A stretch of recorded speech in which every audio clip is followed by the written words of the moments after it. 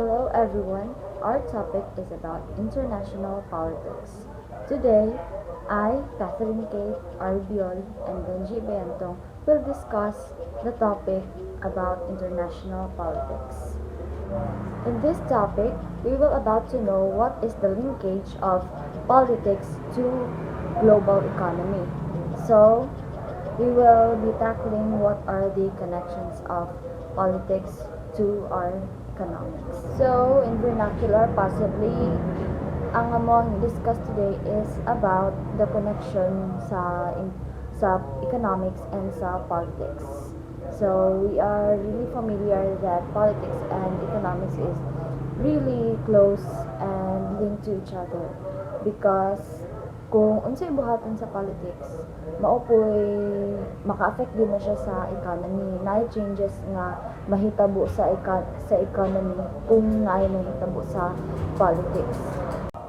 So we have here politics and economics are closely linked and often affect each other.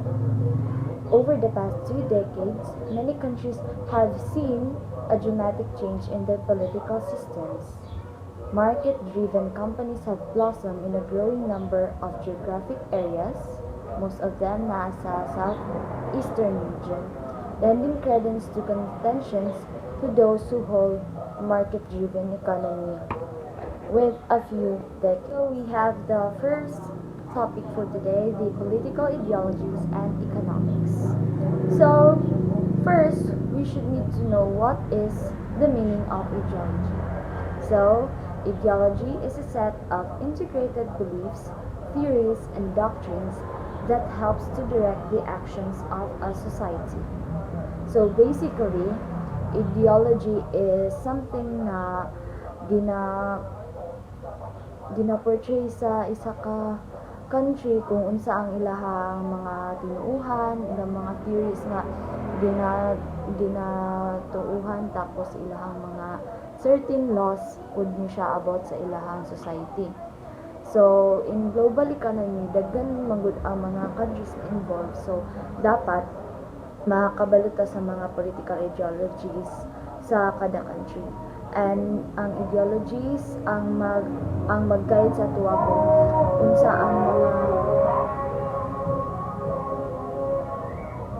unsa ang mga certain beliefs and theories about sa isa ka country. State, for example, naagya pun tay mga lain-lain na cultural beliefs, so same as with the politics in political ideologies, naagya pun tay lain-lain na mga ideologies and sa ato na maka-apekto sa ato ang economy.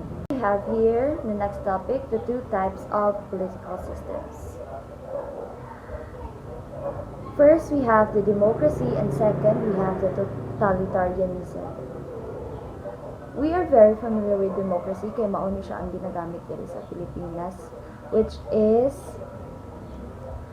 democracy, a system of government in which the people either directly or through their elected officials decide what is to be done. So we have to elect for our president, our senators, down to its subordinates. Mao na siya ang organizational structure sa democracy. Whereas in totalitarianism, it is a system of government in which one individual or party maintains complete control and either refuses to recognize other parties or suppresses them. So in totalitarianism, to make it short, it is a dictator, something na pamumuno, which is wala ka na yung right na makahatag sa imo ang opinion or right to vote for your president. Naa sila appointed na kinsa ang dapat na mamuno sa inyong country. And then with that, ang inyong leader ang mag-decide and mag-put into action sa everything na mahitabo sa inyong country. So, dapat walay mulabag na bisag kinsa sa iyahang mga actions nga kapangbuhaton, including the community. So, in totalitarianism, there are 3 levels of it. So, first level of totalitarianism is communism. It is an economic system in which the government owns all property and makes all decisions regarding the production and distribution of goods and services. So, mo ni siya ang pinaka-common jud na ang government gud ang kapanag-iya sa tanan mga properties and all the decisions sa production and distribution of goods and services. Sila ang mag-decide sa mga import and export sa tibuok country. So, this is the most common level of totalitarianism na ginagamit sa uban ng mga country. And then next is theocratic totalitarianism. So, this is a type of a level of totalitarianism in which a system of government in which a religious group exercises total power and represses or persecutes non-orthodox functions. So, in this level, ang mga religious group ang in charge anin sa country. Sila ang mag-decide kung unsay mga mahitabo, and then sila ang in charge ng mga exercises na buhatan sa country.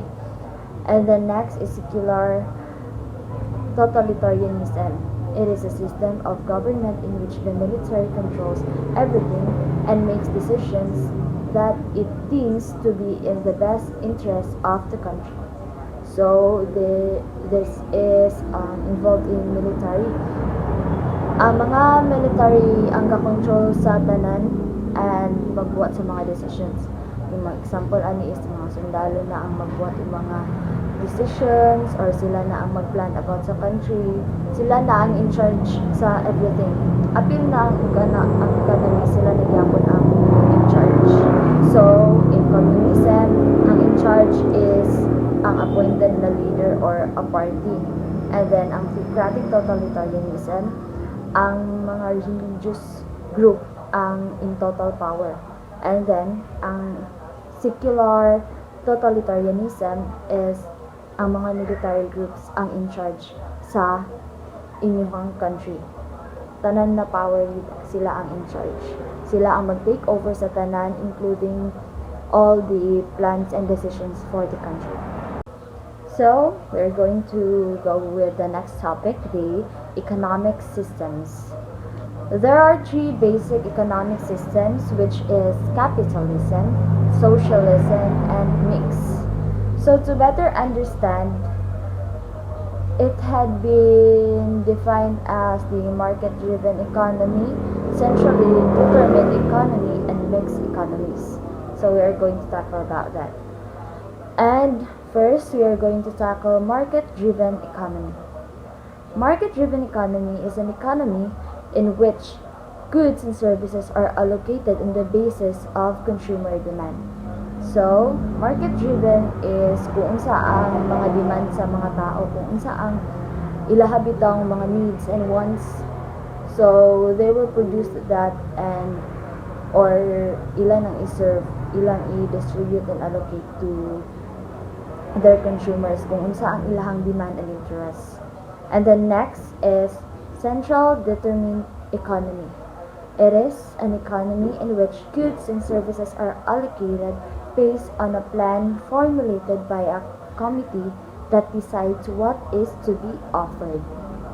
So, in this type, dili na ang mga consumers taste and needs and wants ang ilahang gatan-awon, dili na ang consumers demand, kundi kung unsa ang plano sa mga committee, and then unsa ang angay na ika-offer.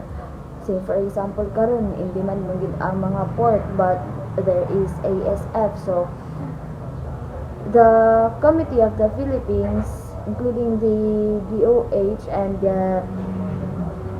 the Department of Agriculture, ilahan nang gi-minimize ang supply so that ma-protect ang health sa mga consumers, dili lang kay gatan-aw ng ilahag yung mga needs and wants.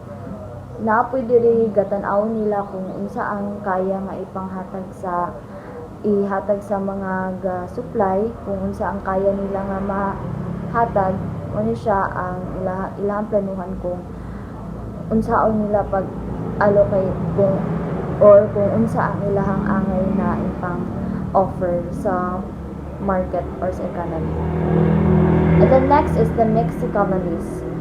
It is economic systems characterized by a combination of market and centrally driven planning. So in this type, most common yun siya ang mixed economies. So, usahay magtan-aw ta sa unsa ang mga consumers demand, pero there are also limitations and kanang magamit ni gini siya ang centrally driven planning.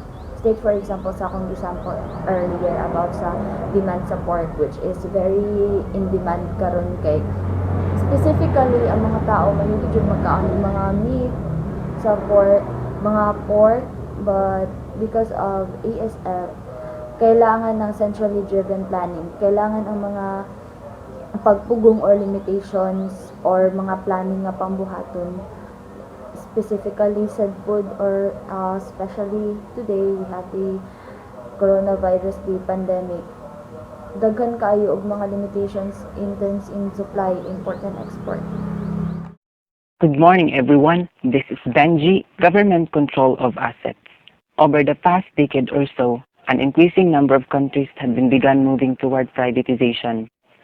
And there are 6 common reasons for countries to control business assets, a process known as nationalization. So privatization and nationalization.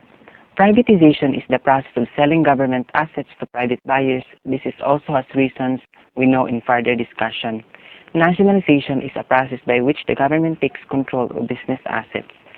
So in the difference, privatization is ang government assets is ginabaligya nila into private buyers ang ilang mga assets. Tapos ang kining nationalization is ang proseso sa government is ginatake nila nga i-control ang assets sa business. So nationalization has reasons. Number 1 is promoting economic development such as by coordinating the assets of many businesses in overall master plan.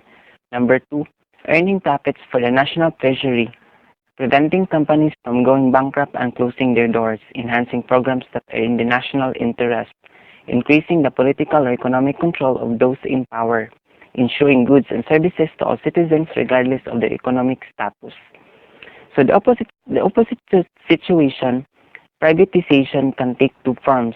The most common form is divestiture and contract management. So divestiture and contract management is forms of privatization. So divestiture is a process by which a government business sells assets. It's also same from privatization. Then contract management is a process by which an organization such as the government transfer operating responsibility of an industry without transferring the legal title ownership. So divestiture is similar to privatization, which is ang assets sa government is ginabaligya nila into private buyers, while ang contract management is ang organization's process or ang activities is gina-transfer nila, but ang titles ownership is within nagyapon or still remain nagyapon. So some of the primary reasons of privatization. So number 1 reasons of privatizations are it is more efficient to have goods and services provided by private business than by government-run companies. A change in the political structure brings about desire to sell these assets. The company has been making money and the government tells there is more to be gained by selling now than by holding on. The purchase price can be used to reduce the national debt. The company is losing money and the government has to assume the losses out of the national treasury. The company needs to search and development funds in order to maintain a competitive stance and it's unwilling to make this investment. International funding agencies are making assistance to the country of conditional and reduction in the size of the government. Those are the reasons of privatization. So privatization into action. Many nations have privatization programs. There are 7 countries to moderate per capita gross domestic products, such as Argentina, Brazil, Chile, Mexico, China, as well as economic advanced nation, which is the United States, Japan, Germany. So we have here the Japan and EU assistance, which is EU is European Union. First, we have to define the meaning of MITI. It is the Ministry of International Trade and Industry. It is a Japanese ministry charged with providing information about foreign markets and with encouraging investment in select industries and in the process helping to direct the economy. So, although they have privatization, they also help to direct the economy. So, with this MITI, they are providing informations about the foreign markets, and then they encourage investment in select industries so that ilang ma ilang kibali ma-directong other economy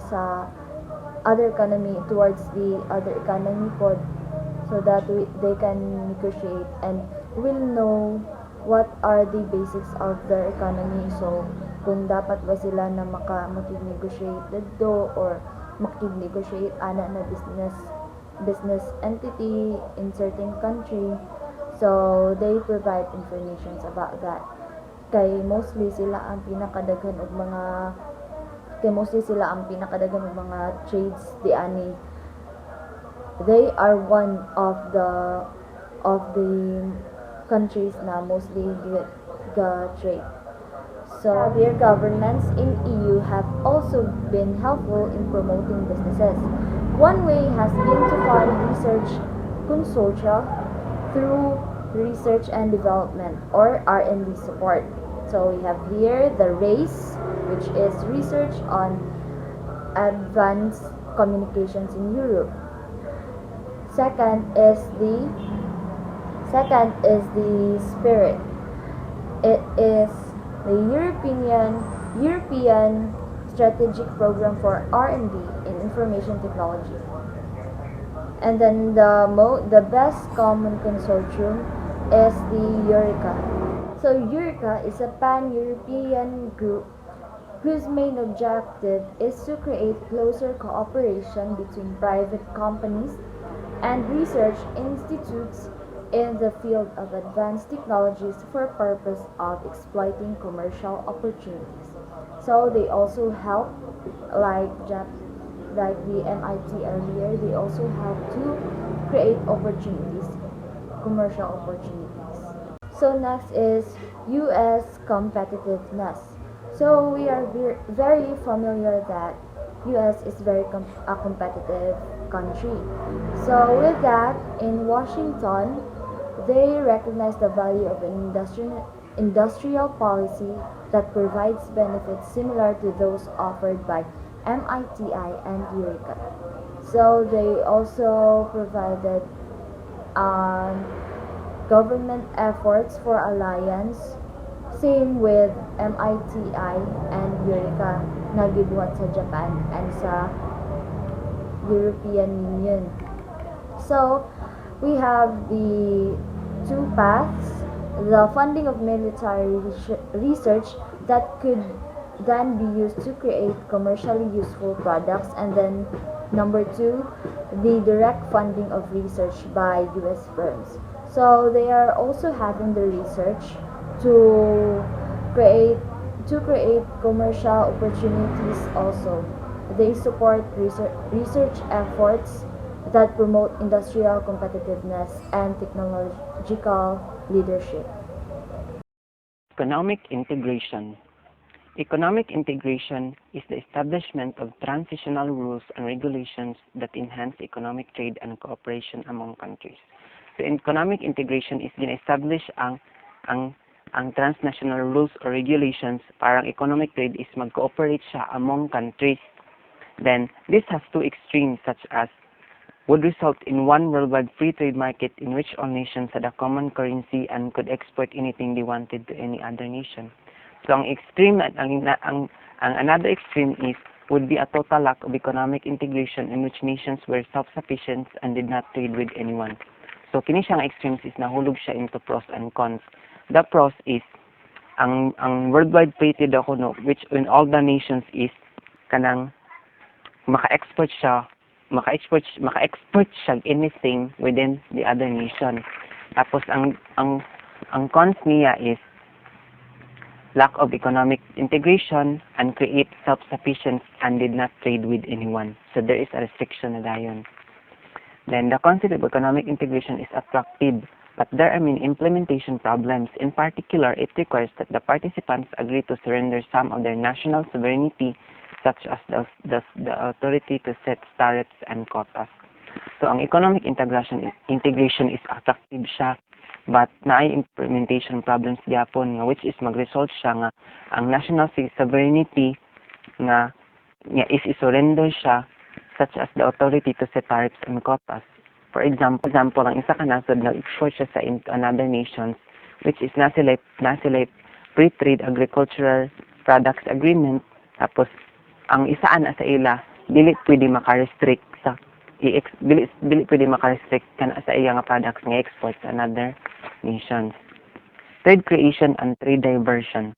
Trade creation is a process in which members of an economic integration group begin to focus their efforts on those goods and services for they have a comparative advantage and start trading more extensively with each other. Trade diversion. Trade diversion occurs when members of an economic integration group decrease their trade with non-member countries in favor of trade with each other. So, ang trade creation is process ni siya sa members sa economic integration nga nag-focus sa goods and services, which is na sila comparative advantage nga mag-extensive to the other nation. While ang trade diversion is kanang mo-occur siya when ang member sa economic integration group mag-decrease siya to other non-member countries in favor with the other countries. So, trade creation is process ni siya nga ang member sa integration group is mag-focus lang sa goods ug services nga na comparative advantage ug magsugod na rin sila og extensive trading with the other. Then trade diversion is ang economic integration is naay decrease sa iyang members sa iyang countries kay gifigura niya ang lahi nga nations nga na siya. Before examining economic integration in more depth, it is important to realize that the agreement of countries integrate their economies will bring about a shift in business activity. So kini din siya ang economic integration na siya important realization sa agreement nga kini siya is ang business activity is mag-shift siya, then kini siya nga shift is mag-result sa trade diversion or creation. So we're almost there. This is levels of economic integration. So there are 5 levels of economic integration, which extend from simple economic trade arranged to full political integration characterized by a single government. So we are tackling 5 levels of economic integration. So the first one is free trade area. What is a free trade area? Free trade area is an economic integration arrangement in which barriers to trade such as tariffs among member countries are removed. So in free trade, they're removing tariffs and then all of them are free. So ang pakadako sa import and export is the import tariff and the export tariff. So in free trade area na wala sila yung mga tariffs na gina-include. So they are excluding or removing the tariffs. That's why gitawag siya og free trade area kay wala na sila gabayadan ng mga tariffs or the tax sa ilang pag-import and export. And then the example for free trade area is the best known free trade, which is the NAFTA or the North American Free Trade Agreement. It is a regional free trade agreement among Canada, the United States, and Mexico. So kana siya nga tulo ka country na sila free trade area. So when they export and import with these countries, free lang ang ilahang pag-trade, wala siya yung mga tariffs na gina-include. No import and export tariffs that are included for trading in these countries. So the next one is the customs union. This is the second level. Customs union is a form of economic integration in which all tariffs between member countries are eliminated and a common trade policy toward non-member countries is established. So here in Customs Union, ang mga members sa ang ilang mga members na country is they're having an eliminated tariffs. So specific lang siya nga country ang ilahang i-free trade gibali.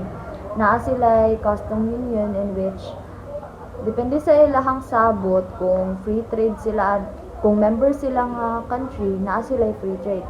But they are also having a common trade policy towards non-members. So, ang mga dili members na country, naa sila policy ana kung sa ilang mga kinahanglan na pambuhaton or kinahanglan na pambayadan to import or export towards the country. So, we are going to the third level, which is the common market.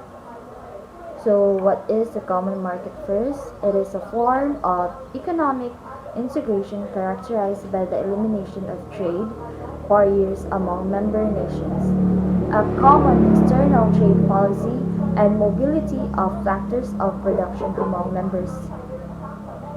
member countries. So here in common market, a form of economic integration characterized by the elimination of trade barriers among member nations, a common external trade policy, and mobility of factors of producing among member countries. So these are the three characteristics of economic integration in common market. So we are explaining first the no barriers to trade among member nations. So, in member nations, wala yung mga trade barriers dapat i-eradicate nila, exterminate nila ang mga barriers sa ilang country. So, there is kanang exemption sa trade barriers. If member ka sa nation, dapat barrier free ang inyong nation, nga nation kung kapareha mo nga member ato nga aning common market. So, in number 2, a common external trade policy, naangyapon siya mga trade policy sa katong mga external, katong outside na sa inyong common market, katong wala labot sa common market. More gyapon sila o pareha-pareha kaganiha sa customs union. But kani siya, wala na siya dapat barriers, and then nagyapon siya external trade policy para sa uban nga dili gyapon siya member. So exclusive lang siya sa lahat. And then the third one is mobility of factors of production among member countries. So when we say mobility, it enables to move freely. So wala dapat mga hassles sa mga factors of production sa mga member countries. Dapat they can move freely, wala yung mga barriers, basta ilang i-eradicate ang barriers para pud aning mobility of factors of production among member countries. The fourth level, the economic union. So, economic union is characterized by free movement of goods, services, and factors of production among member countries and full integration of economic policies. So, they have also the free movement of goods, the mobility of services, and factors of production. And then, in economic union, they focuses in unifying monetary and fiscal policy among the member nations, including the same tax rates. So they have same tax rates among member nations. So kung member ka ni na mga nations, you will have same tax rates. And second, has a common currency or permanently fixed exchange rate among currencies. So they have to have fixed exchange rate. Dili siya dapat mag-change, dili siya dapat mag-bago-bago, dapat permanent yun na siya nga fix ang ilahang exchange rate sa ilahang currencies. So basically, in economic union, mas gina-focus niya ang ilahang mga monetary issues and monetary policies. So, the last level is political union. Political union is an economic union in which there is full economic integration, unification of economic policies, and a single government. This occurs only when countries give up their individual national powers to be united and lead by one government. One successful example is the United States. So they combined independent states into a political union. European Union is on its way pod para mahimo na siya og political union. So in this type, you are giving your full economic integration sa isa ka country, sa isa ka union. So you are giving up your national powers para ma-unite mo ug malid mo sa isa lang ka government. We are going to discuss economic integration and overall perspective. What is economic integration in the perspective of all? We have certain definitions in economic integration as tackled earlier, so atong tan-awon kung unsa ang perspective sa tanan about sa economic integration. So first, a country does not need to pursue economic integration by starting with a free trade area and then working up to a common market or an economic unit. For example, the UK was a member of a free trade area before deciding to leave and enter the EU. Simply stated, countries will choose the appropriate level of economic integration based on their political and economical needs. So, the first perspective, we have tackled the 5 levels of economic integration, diba? So, in the overall perspective, dili na kung ga-start ka nga country, dili na nimo kailangan nga mag-start gid sa level 1 and then sunod din mag-level 2 na din ka, mag-common market and then mag-economic union. Pwede na ka mag-choose kung unsa mo nga appropriate level na sa economic integration. Dili na kailangan nga moagi pa ka first level, which is the free trade area.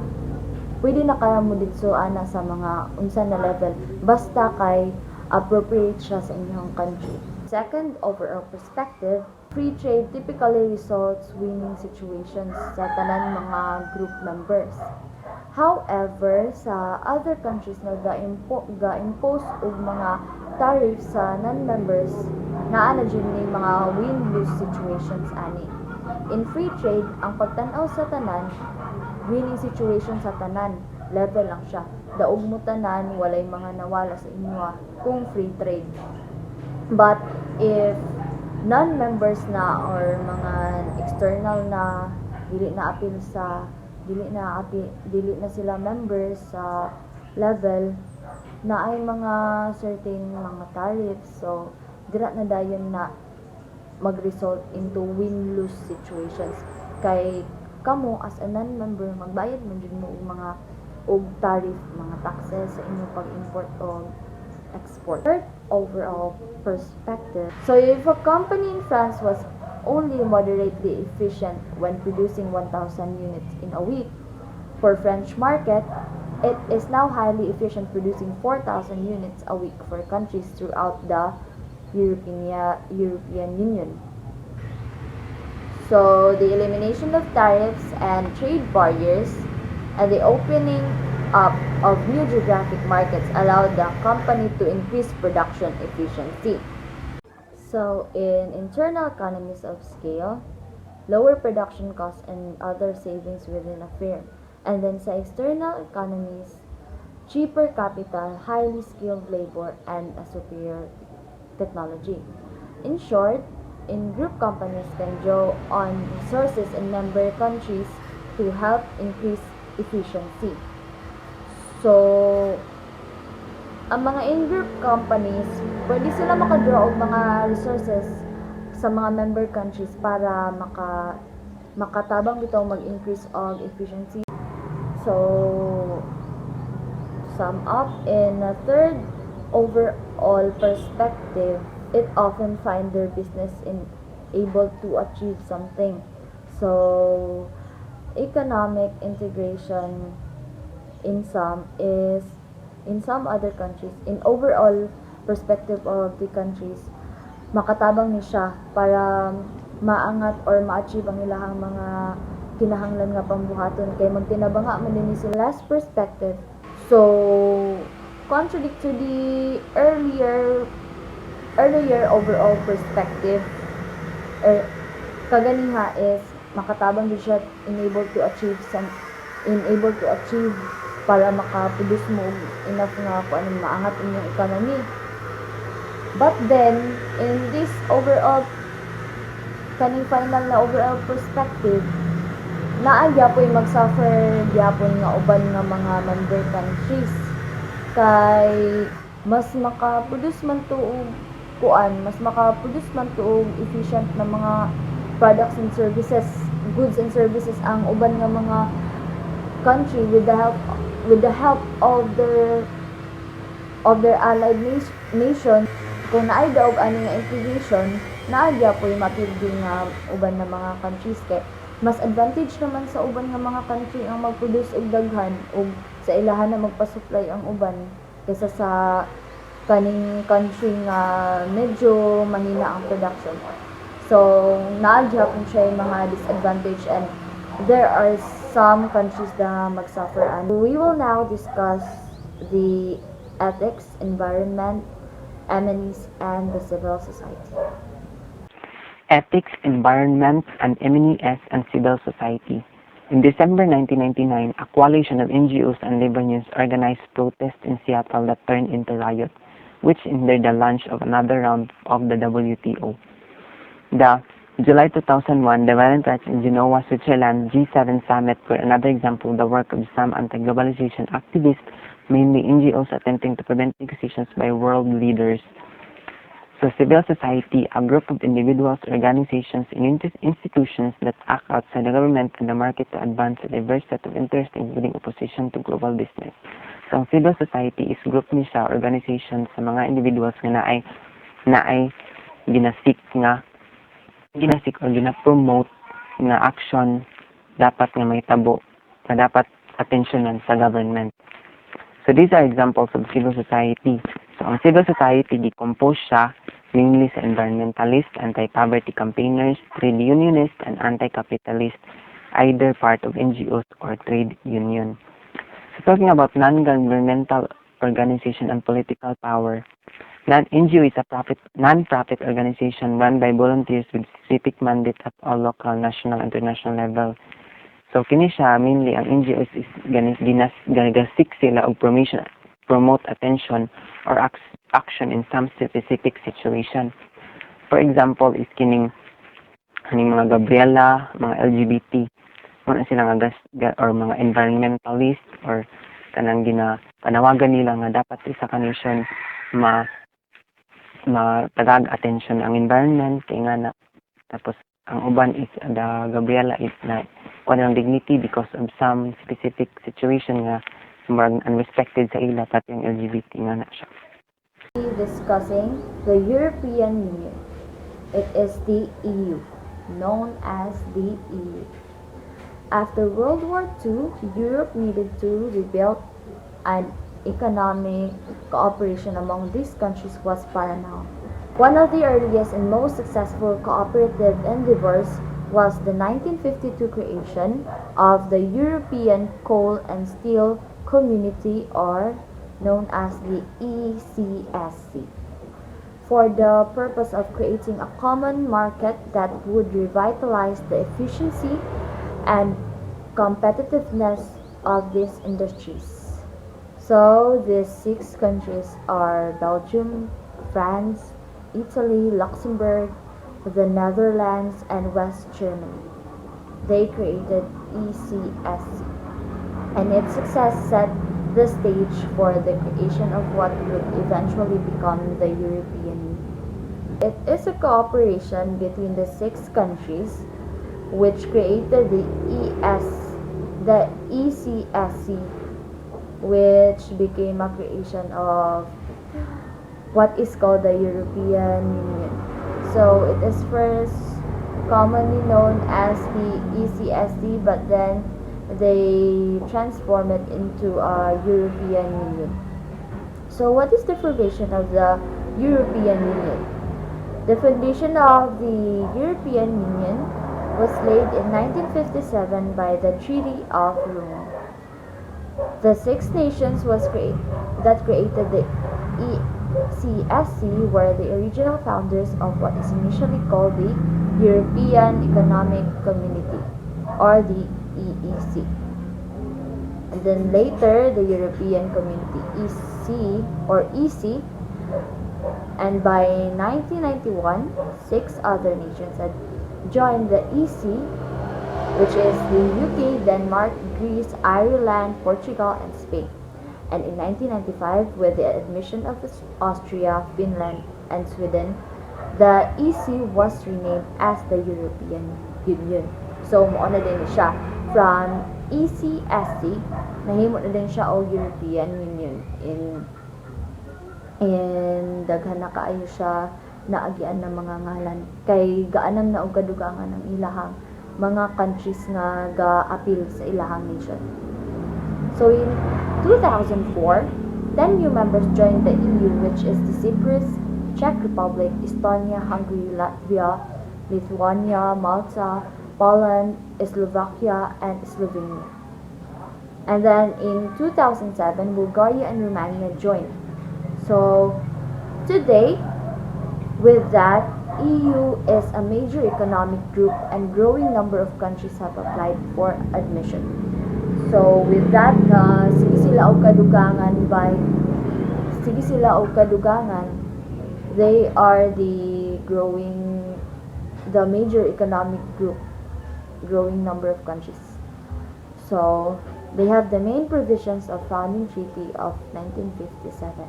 So as a result, these nations formed the European Free Trade Association, or the EFTA, whose primary goal was to dismantle trade barriers among its members. So here, they are also dismantling or eradicating the trade barriers among the members. Definition of EFTA, which is the European Free Trade Association, is a free trade area currently consisting of Iceland, Liechtenstein, Norway, and Switzerland.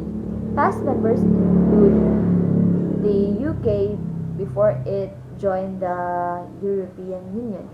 There are now 27 member states of European Union. Growth and challenges of European Union. The Single European Act, or the C.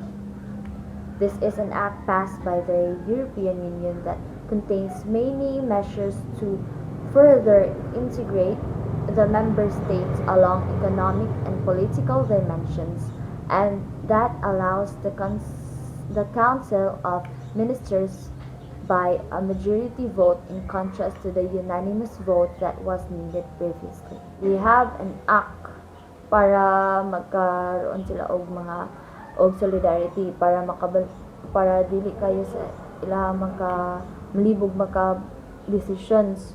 So they have the unanimous vote para makapass sa council, and then it will integrate their decisions. Moni ang ilahang challenge in EU. So as they were having many countries na ga-appeal na sa ilahang union, so the more nga it's hard to make decisions kay daghan naman kaayo sila, tapos maybe naay uban ana dili kayo siya pabor, and then naa sila mga concerns about that. So it made them had greater challenges, diba? The more countries you are handling, the more it will be complicated, and then the decisions dili siya in anak ka solid na dito nimo siya ma-decide, dito ka maka-decide kay daghan kay kag mga countries nga panghuna-hunaon, and there are a lot of opinions and suggestions that will go through para maka-come up into certain decisions. So, we have it, a single European Act para mas stabilize ang ilahang pag-decision making. Kay lagi mas kay gadakuay ang ilahang mga members, gadaghana na sila. So they have to have agreements. Kay daghan kayo disagreements when wala ni siya ang ilahang act, ilahang C. Kung wala sila C, this would have a problem kay daghan kay mga disagreements among the members regarding on the amount of protection that poor countries should be given before all trade barriers are dismantled.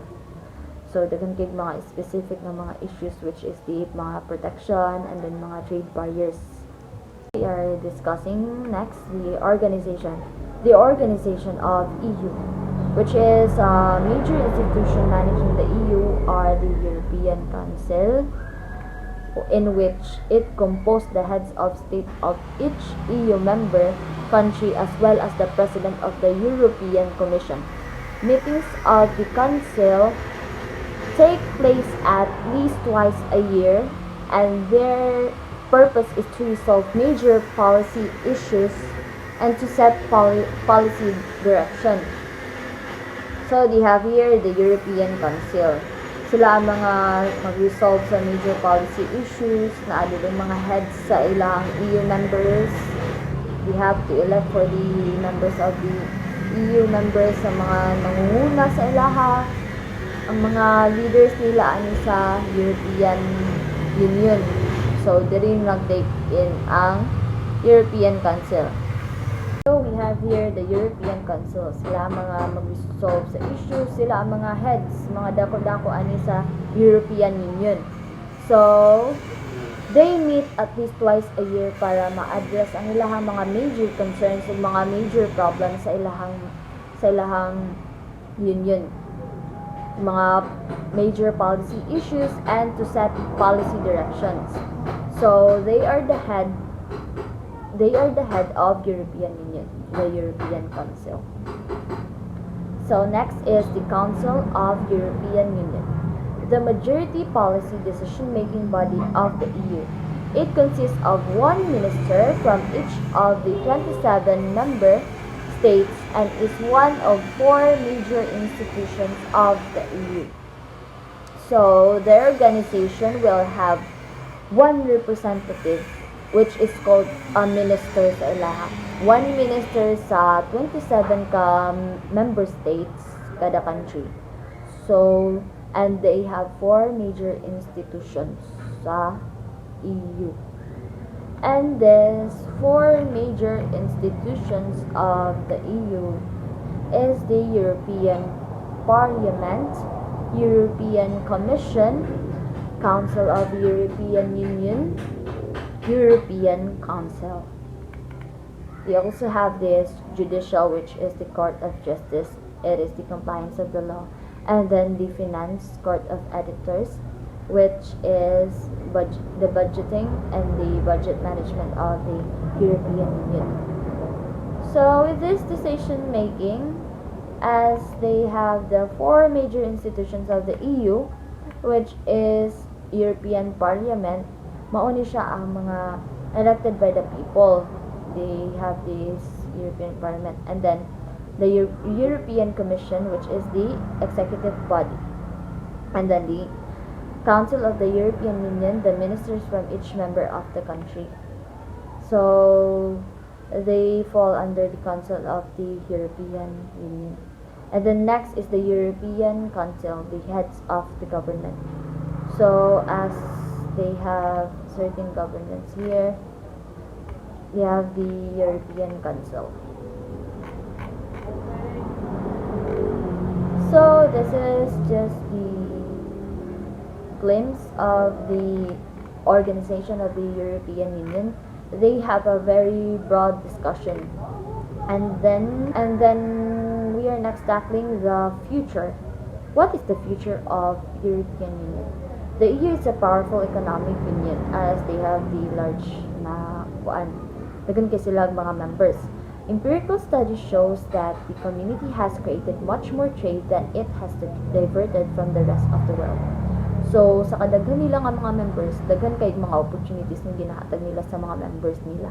The future here in EU is that mag-divert jud sila sa the rest of the world. Maybe madugang-dugangan na siguro ni siya ang European Union na pud labi na kung hapsay na kaayo ang ilahang pag-organize ani nga union. Mas daghan ang mga countries nga mo settle ani siya nga union. Other examples of economic integration: Andean Community, Mercosur, ASEAN, and STAA. So, mao ni sila ang mga economic integrations or other examples. Kining Andean Community is the union is also known as Comunidad Andina or CEN or CAN or Andean Community ANCOM. Is a customs union that was formed in 1969 with the signing of Andean Pact by Bolivia, Colombia, Chile, Ecuador, Peru, Venezuela, was a member from 1973 to 2006, and Chile has withdrawn but remains associate member country. So, ANISA is a pack of union groups sa American continent. Tapos, ang goals ani is the original objectives of CAN where integrate themselves economically, mapagamen ang internal tariffs, makabuhat og another external tariffs, and mag-offer of special concession for smallest members like Bolivia and Ecuador. So, Mercosur is a free trade group that was formed by Argentina and Brazil in 1988 to promote economic cooperation. Today, the group has been expanded to include Paraguay, Uruguay, with Chile, Bolivia, Peru associate members. So, kining Mercosur is another union or group sa continent sa America, which is ang proponents ani is nga nasod isang Argentina o Brazil, but eventually na-expand siya na apil na din ang Paraguay, Uruguay ug Chile, Bolivia and Peru, which is the associate members. Ang ilang goals ani is mapa-increase ang efficiency, ang competitiveness sa all members sa economies by opening markets, mag-promote og economic development in the framework of globalized world. So, ASEAN, Association of Southeast Asian Nations.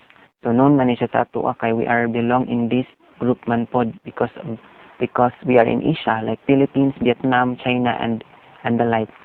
So, it was found in 1967. So, ang member ani is Brunei Darussalam, Cambodia, Indonesia, Laos, Malaysia, Myanmar, also as then Singapore, Thailand, and Vietnam. So, kini siya is ang economic system nila is ginablock nila nga mag-focus sa i-reduce ginablock nila ang reducement of tariffs or barriers among other nations or among other countries, but ang export is still going on lang yapon within sa ilaha.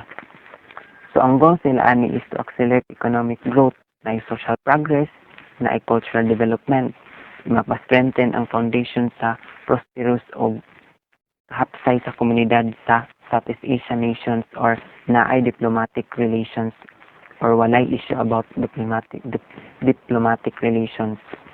STAA, Free Trade Area of the Americas, was launched in Quebec City in April 2001. All the economies of North, Central, and South America, along with all Caribbean economies, except Cuba, agreed principle to start FTA in 2005. So, ang FTA is another group of Japon siya sa continent sa America, which is gipangunahan Japon sa North, Central, o South American. Tapos, kini objective niyan is to build frameworks by NAFTA. So, for further discussion of Group 6, we will know about NAFTA. So, next topic is the economic integration and strategic management. First, we have the strategic alliances and acquisitions. As said earlier, na yung mga alliances ang ato ang mga countries, so they have strategic alliances and acquisitions. So one of the most ways of benefiting from economic integration is by creating strategic alliance, often in the form of a joint venture with other firms that can provide important forms of assistance. So, as stated earlier sa European Union, na sila yung mga strategic alliance in which mao na siya ang reason nga nung mas mudaghan ang ilang mga members kay mas daghan ang mas mugo through alliance sa ilaha, mas gusto nga mo join sa ilahang union. Joining ventures na yung mga business ventures and join sila, and then if they are interested, they will provide important forms of assistance. So the following examines the use of strategic alliances and acquisitions in telecommunications and electronic industry and acquisitions in brewery business. So typically, the use of strategic alliances and acquisitions is most commonly in telecommunications and electronics and in breweries. So why is it na common ang strategic alliances and acquisitions sa telecom and electronics o sa brewery? What is the meaning of strategic alliance? So strategic alliance is a business relationship in which two or more companies work together to achieve a collective advantage. So as said earlier, this is a strategy para relationships sa two or more companies na mag-work together to come up a certain achievement or para mas maka-advantage sila. Bali, mag-join force sila. For example, mag-brainstorming sila para mas makam up sila og mga greater ideas and advantages towards others. So this is strategic alliance. We're going to tackle localization of business operation. So this topic really means something na para dito ma-uniform ang mga business operations, specifically nga gikan siya sa lain-lain country. So kailangan they have to do the same way. So they have first the localization of products. This typically requires the modification of products that have sold well in the geographic regions. Depende kung asa nga country nila i-distribute or i-allocate ang ilahang mga products, dapat naa sila certain specifications kung unsa ang mas ganahan sa mga buyers or unsa asa mas gagamiton sa mga buyers. It's fitness for use. And then next is the localization of profits. Localization of profits is the reinvestment of earnings in the local market, localizing their profits. So in business, of course, we are going to look for the profit. Same with at the same time magtan-aw ta kung na-meet ba natin expectations sa inyong customers. Kay the more expectations we are meeting with the customers or consumers, the more profits we are having or we are gaining. So they are localizing the profits. Kung unsa man galing ang mga kinahanglan sa certain country, mao ang ilang ihatag para ma-maximize ang ilang profit. So the localization of the production. Localization of production is the manufacturing of goods in the host market. So here, manufacturing naa diri sa manufacturer na mga pag-localize. So Honda localized its production. Naa sila yung mga manufacturing host market in Greenberg, Indiana.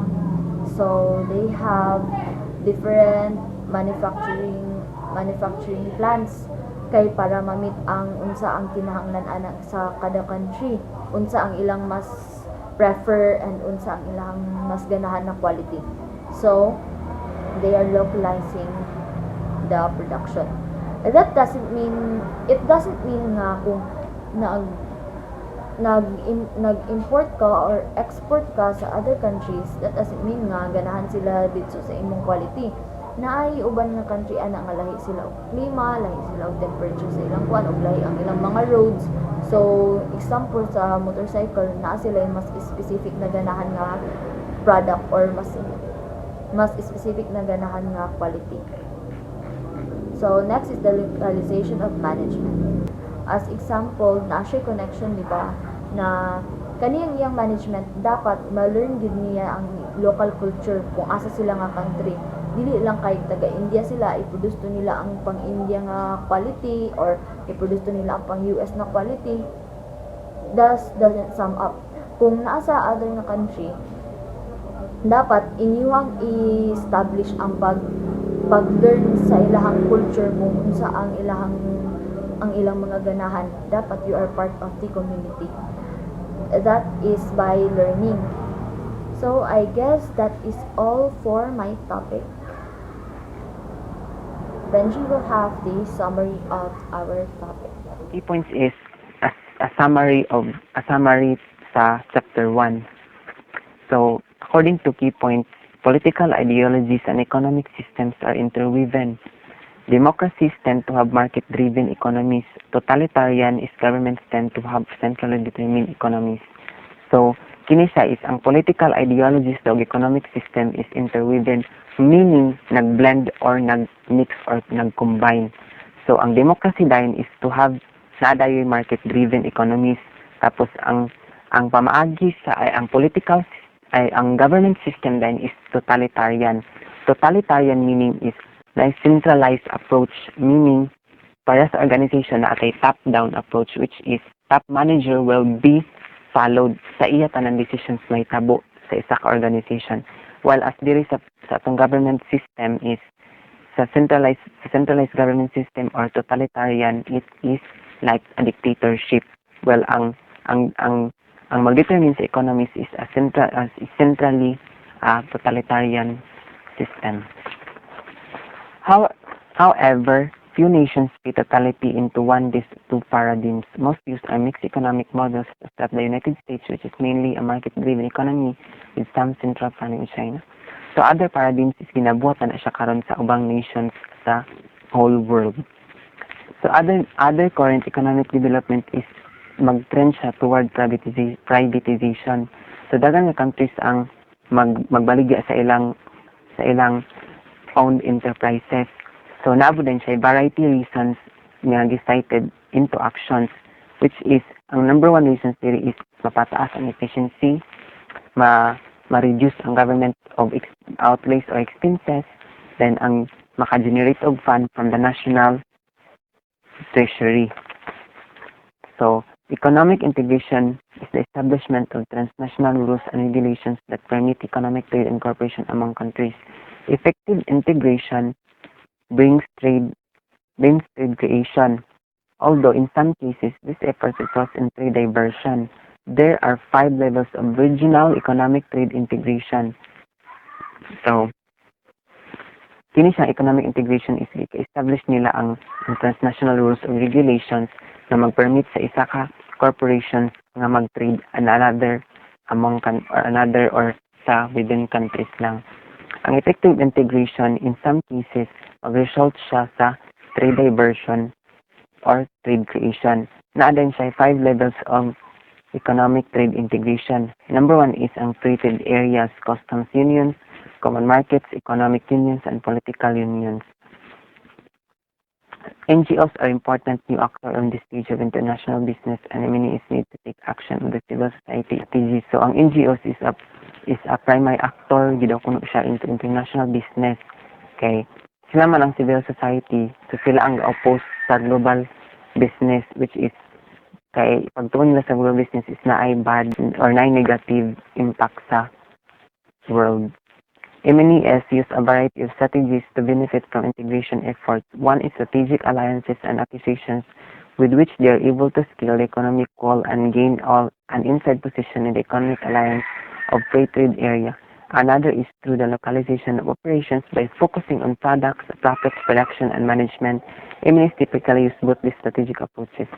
So MNES is ginagamit niya ang both strategic approaches to make localization operations is gina-focus into product, mag-focus sa profit, production, and the management.